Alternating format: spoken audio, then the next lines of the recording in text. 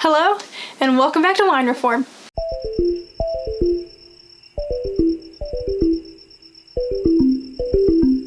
Today we are back at it with another wine from around the world, but today we venture to Hungary. We're going to be trying Furmint. But before we get going with the video, if you haven't done so already, be sure to hit that subscribe button and tap that bell icon so you know when I release a video. And if by the end you appreciate what you saw, then be sure to give it a thumbs up. You know, it's a nice little bit of encouragement, so I would appreciate it. Thank you very much.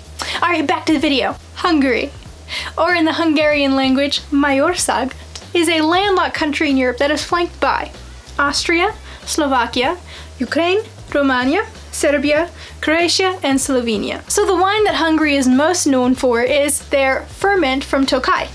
So Tokaj, it is a town in Hungary that is rich with wine history. The region has gained influence from every group that has settled there. Swabians, Poles, Romanians, Armenians, list goes on. But it was also a personal favorite of King Louis XV and was home to the world's first vineyard classification system in 1730.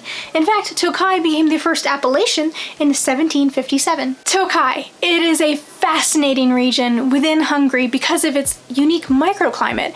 Plus, being near the extinct volcano Mount Tokaj, wine cellars in that region were carved out of volcanic rock.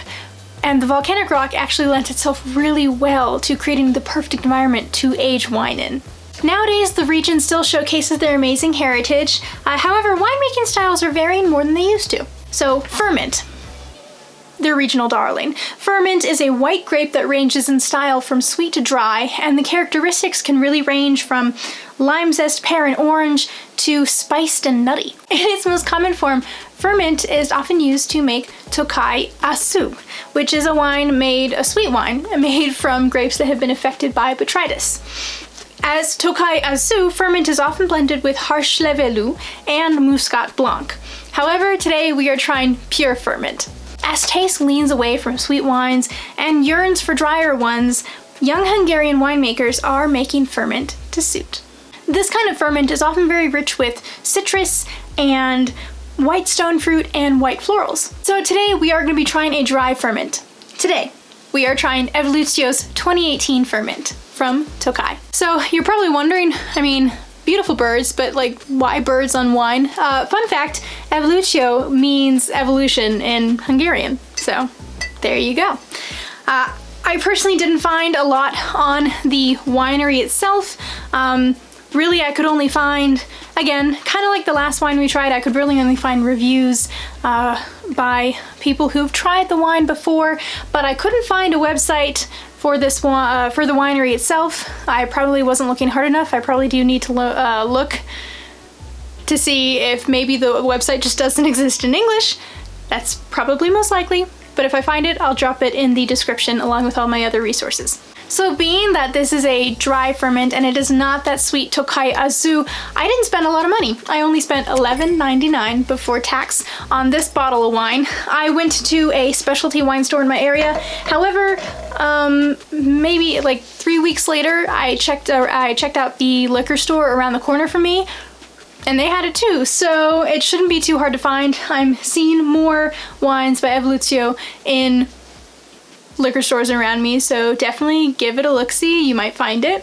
In the meantime, why don't we set aside all that knowledge and fun stuff and we get to the really fun part. Let's evaluate. Oh. That was the toughest twisty I've ever twisted.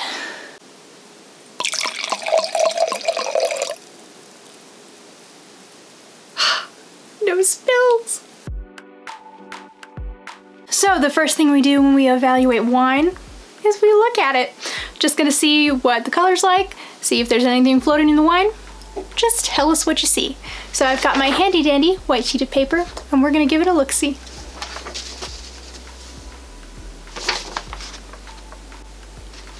Obligatory swirl, let's go.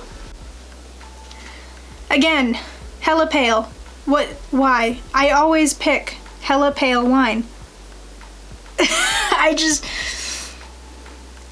I really need to start going for some more oxidized stuff just so we get some more variety on here, cause dang. So this has got a very pale intensity, very pale, and it is lemon yellow. like the last few white wines we have tried. So I'm expecting something light, fresh, crisp, and, you know, light-bodied. The clarity is fantastic. I think the only thing I see is a little bit of effervescence.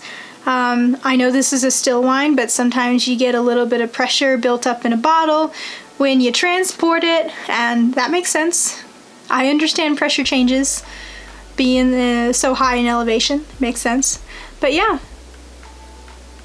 So, pale intensity, lemon yellow color, and great clarity. Gorgeous. Alright, now that we have looked at the wine, we are going to go ahead and evaluate the nose. That means we're going to sniff it. So let's see what we can pick out just by giving this wine a whiff. Let's sniff.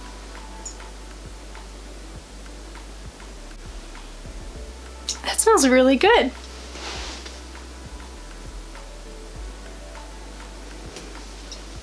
Okay, that smells really, really good. So I'm getting those classic dry ferment characteristics. I'm getting lemon, lime zest. I'm definitely getting that white peach aroma, and I'm getting a little bit of honeysuckle. So I got 4 very distinct aromas out of that. Very pleased. And the intensity of the nose was medium, so I definitely appreciated that. I will say, very zingy. Alrighty, so now that we have looked at it, sniffed it, we're gonna go ahead and taste it. That means we're going to evaluate the palate being your tongue.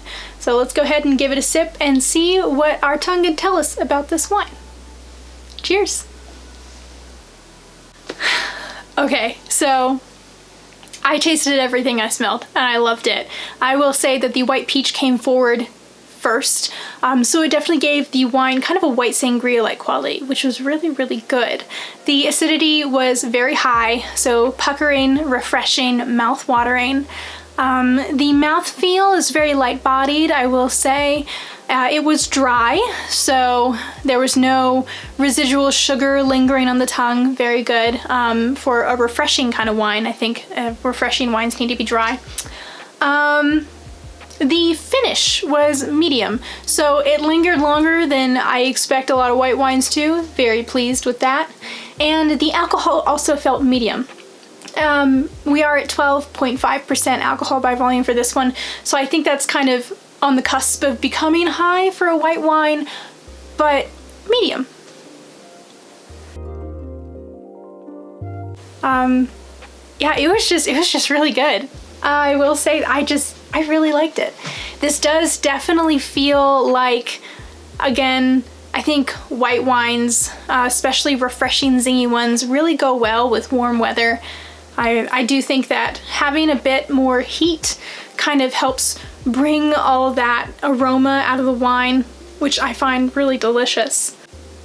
So this wine, honestly, this was so good. It is a summertime wine.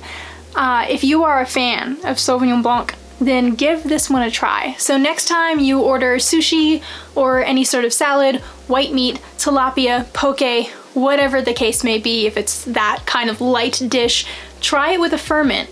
And I think that this would go beautifully with any of those.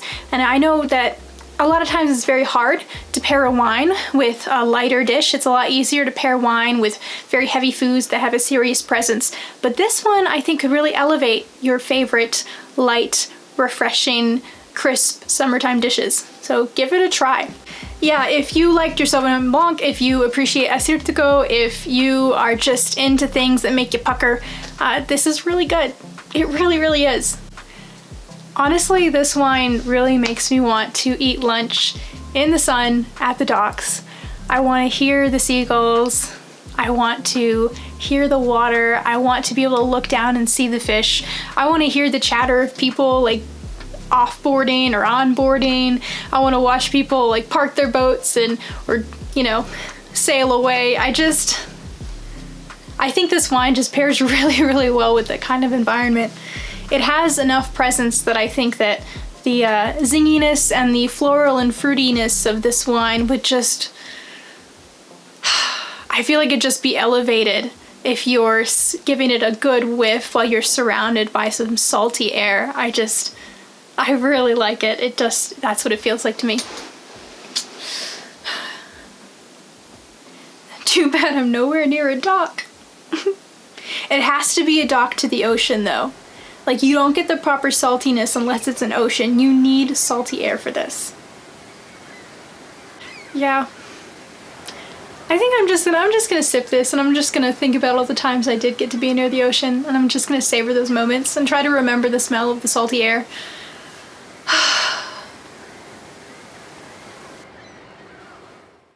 Thank you for joining me for this episode of Wine Form. Like I said at the beginning of the video, if you haven't done so already, be sure to hit subscribe, tap that bell icon, give this video a thumbs up. I would greatly appreciate it.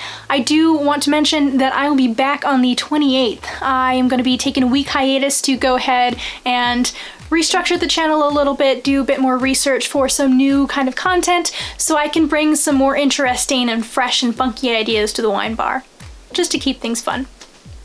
So, that should be it. That should be just a week, and I'll come back and have some new things to show you guys, so that should be a lot of fun. So because this wine bottle has birds on it, I am very curious to know, what are your thoughts on bird watching? I shall refrain from commenting until I drop it in the comments, but I'd like to know, what are your thoughts on bird watching? I know as we approach the warmer months, at least in the northern hemisphere, we are gonna hear more birds, more twittering, more chirping. So, you know, maybe there's some fun stuff to see out there. What are your thoughts on bird watching? So with that being said, I look forward to seeing you guys all back on the 28th, and until then, happy sipping.